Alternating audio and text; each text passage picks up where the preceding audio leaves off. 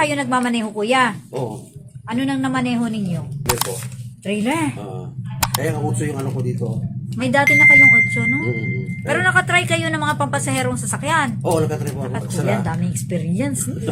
O sige, subukan natin yung experience mo, ha? Nagkaroon ka ng lisensya matagal na hanggang sa na-deactivate na siya. And then hindi na natin pwedeng i-reactivate dahil lampas na 17 years na.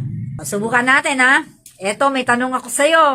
Ano ang iminumungkahing gawin ng driver upang hindi makapasok ang estranghero sa kanyang sasakyan? A. Ipaalam sa mga pasahero na ilak ang mga pinto bago magsimula sa biyahe. Letter B. Palaging magmasid at obserbahan ang mga kahina-hinalang tao. And letter C. Palaging hayaan na may maunang sasakyan sa iyo. Okay? Sa palagay mo, kuya, anong pinakaligtas na gawin? Letter A.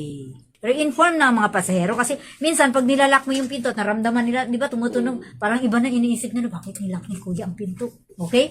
I-remind sa mga pasahero na ilak natin ang mga pinto bago magsimula ang biyahe.